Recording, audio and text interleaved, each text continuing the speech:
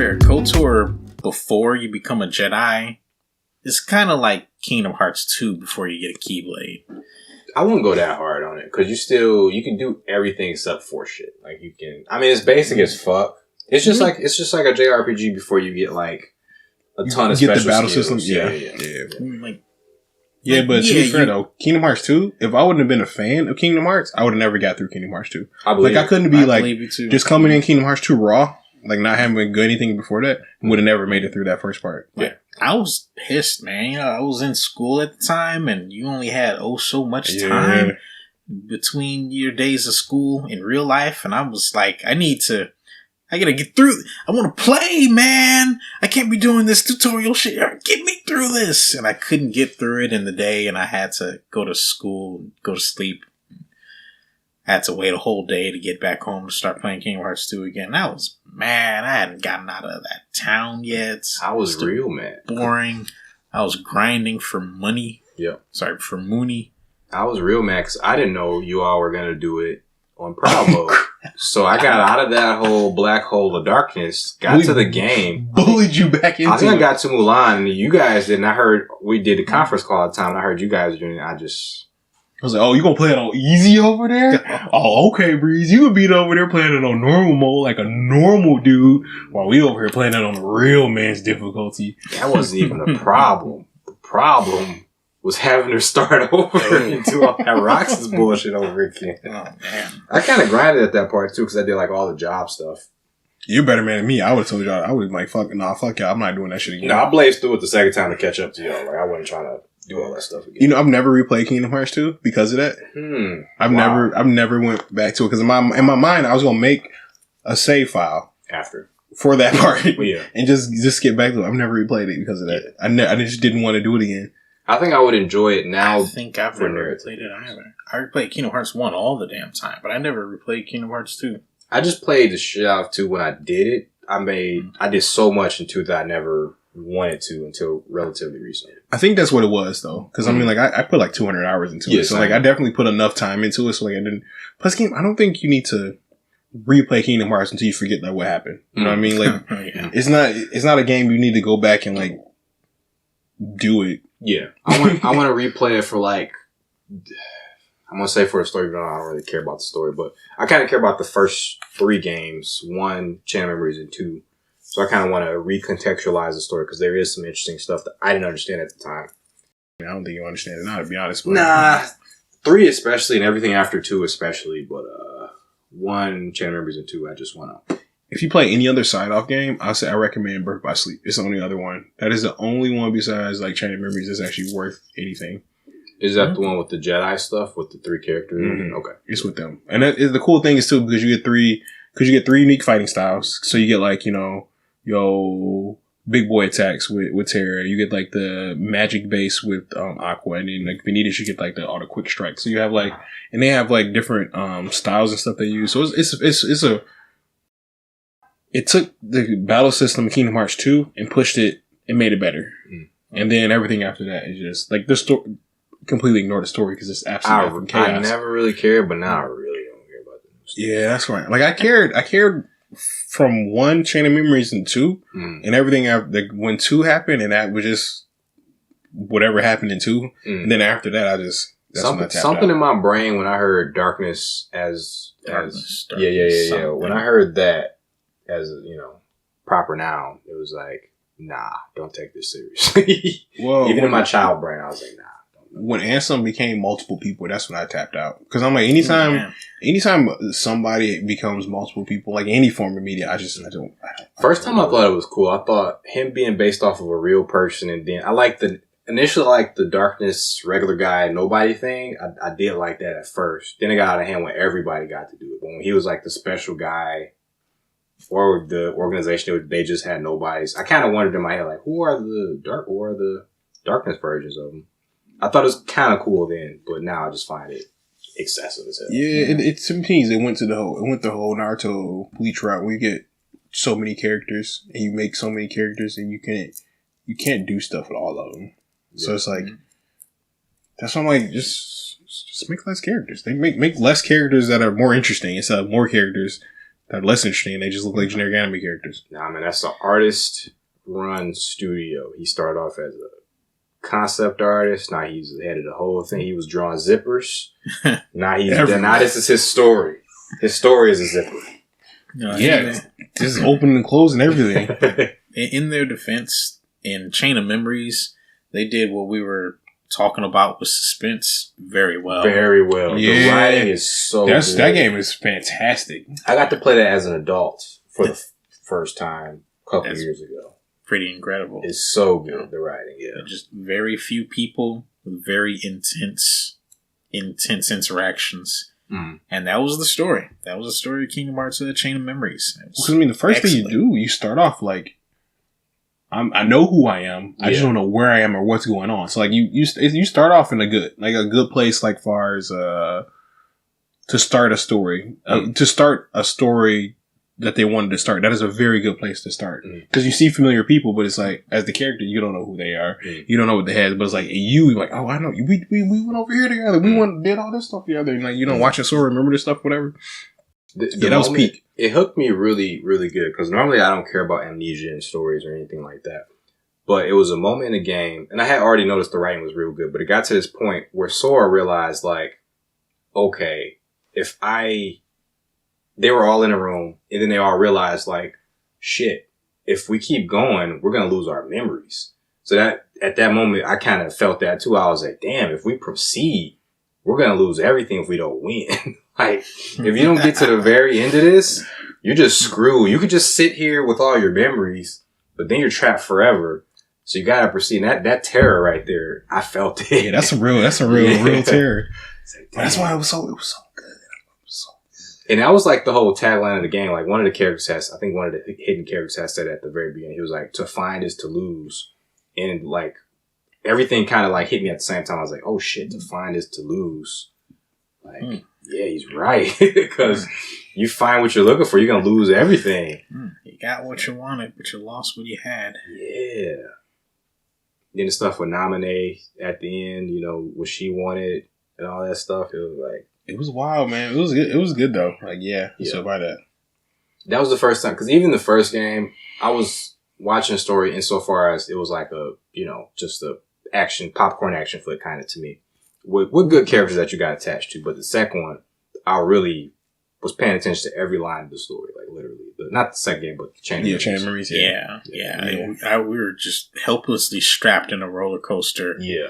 While playing Chain of Memories. We wanted to get to that next level to see what would happen next. Yeah, what's going on? To see Sora snap on the squad. Because he was going through it. He was going through it, bro. Going through it. He didn't know what the hell was going on. I felt for Mans because I was like, couldn't be me. Yeah. Couldn't be me. Oh my goodness. I almost felt for Larxene, but I was like, you had it coming. Oh, man. She tried to drown a shark. Yeah. It's like, you should have seen this coming. He was losing his steez. He was losing his cool this whole time. Like, he tried to drown a shark. Yeah. We're not going to talk about that boss fight against Marluxia? Oh, that was awesome. That sucked. That was awesome. Chain of Memories, that sucked. Dude, I love boss fights like that. You go through the entire game being able to manipulate the system to your advantage, and then you fight someone who can do the same thing. Like, oh, you're going to use a 0 card to cancel my attack? Nope. Yep. I hit you. Then my card comes up. What are you going to do about that? Yeah. And you just had to think fast. Like, oh shit, these rules are completely different. So I have data on myself playing. This is one of the things I recorded for the channel. So it got to the point where I figured out what the fuck to do, but it was so ridiculous that I didn't think that was the way you should do it because it was going to be so time consuming. So I stopped the game, paused it. I was going to stop playing altogether. There's documentation for our YouTube channel. I looked up a guide and I saw that the thing I was thinking about, this time consuming strategy, was the way you're supposed to complete that fight. And this is not the way you play the game leading up to it. And I was just like, all right. I sacked up and I did it, but it was so stupid. It was so incredibly stupid. So you guys remember the fight, right? Yeah. Barely. I just remember that he hits you and then the card comes up. Yeah. So instead of doing combos, you know, even just basic combos, 1-2 strikes, he's going to throw something out there that kind of cancels out whatever you do.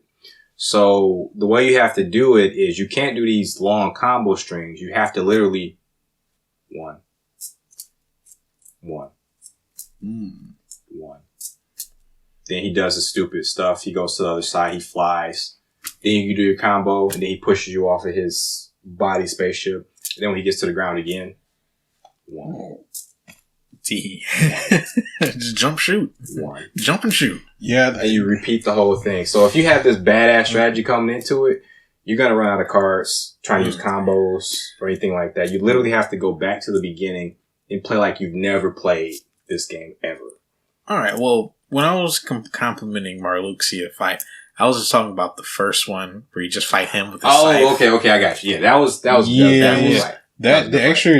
final boss fight. The final boss. Yeah, I hated that fight too. Trash. That's why I said that shit's terrible. Trash. Oh, yeah. Terrible. I barely remember that one. I just remember that he was sitting it was like a Dr. Wily boss fight. Yeah. And I don't remember anything else about it. So that either means that I cheesed him using Cloud and Omni Slash. You can't.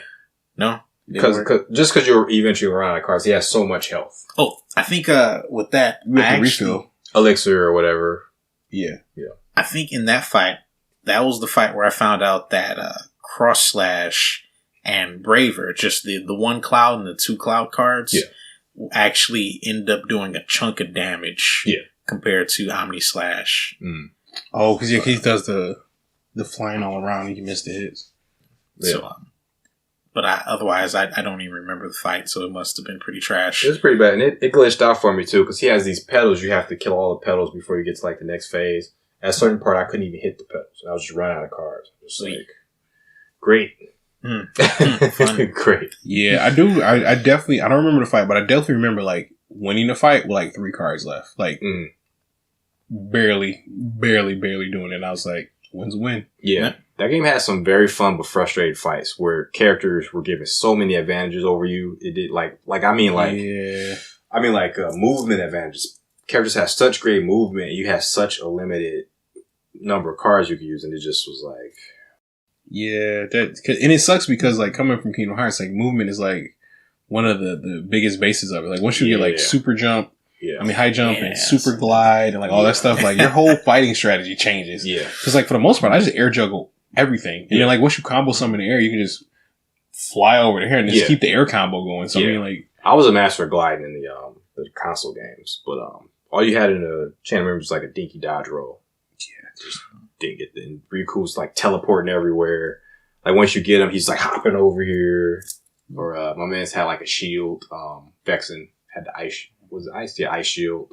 Yeah, so you can only hit him from behind. It was like that stuff I hated because it was like this isn't an action game, y'all. This is a card-based game. Fighting RPG. Oh, yeah. You better come up with some better strategies. You better start using that fire spell against Vexen. Yeah. No, it was fun. Like all the fight stuff for the last one, I had a good time with. Yeah, and it was you could just go bash your head against every fight, or you can just like technical your way out of it. Mm-hmm.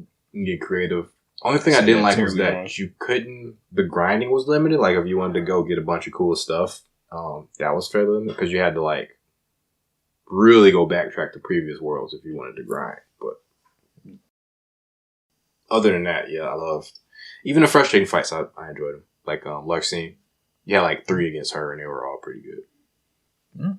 I enjoyed it. That last fight was especially satisfying. And I really liked the first Marluxia fight because it completely changed the rules of the game in a good way. Where you'd probably spent the entire game with your 0-cost cards just completely nullifying enemies. And now you fight someone where that just completely doesn't work. He hits you, and then his card comes up to say that he was going to hit you a second ago. Yeah. And that's pretty good. It was pretty good. You had to really learn very quickly, how should I beat this guy who is just faster than me, like a damn anime character who can just do the samurai swoosh slash on me. Him and Hook really like. You remember the Hook fight? I don't remember Captain the Hook fight. Captain Hook had zeros. Oh, so those were the fights that really kind of changed up how you approach the game because you run in there. Was he the first boss with zeros? I think so. I want to say, yeah. He's like the first boss with like zeros. Because you said Captain Hook, a memory, nothing popped up in my head, but like my ears perked up. Like I don't know what it is, but my body remembers the fight. It was a very awkward fight, and there was a lot of retries on that one on my part. Him and Hades and not Vex and Larxene, Marluxia. Larxene and Marluxia had like one of the Riku fights. I wanted to read the last one. Was it the last one? That one was fight. Yeah, when he was just a Dragon Ball character, he was just here, there, everywhere. Yeah. But I mean, I guess I like that fight in Hollow Bastion too, though. When you fight him, it's just like the first time I fought him, murked because I was like, bro, how can you do all this? We started at the same time. I got this little roll, and you over here dash canceling, like super jumping and shit. I'm just like, bruh. He had the super suit. Too bad, he did man. have a super suit. No one's playing Super Turbo. Someone else is playing CVS. I mean, it'd be like that, man. It's terrible, though. But I mean, I guess it just be like that sometimes. But it was interesting though that like, because essentially it was all a dream. Yeah, it was all a dream. Yeah, he came back later, right? In the Kingdom Hearts Riku. I think he came back later. Kingdom Hearts Chain of Memories Riku. The shell. I think they reused him. Yeah, he had 3. I'm not. I think he absorbed the shell to become. Because I think it was something he had to like overcome his darkness, and like that was his physical. That was the physical manifestation of his darkness, and he absorbed them. Okay, I think I haven't played the Riku side yet, so I wanted to do that soon for the channel, but I haven't been able to yet. Yeah, and it was pretty good. I don't remember much about Riku story. Man, I know I did it, but I don't remember too much about it. But I guess that's neither here nor there.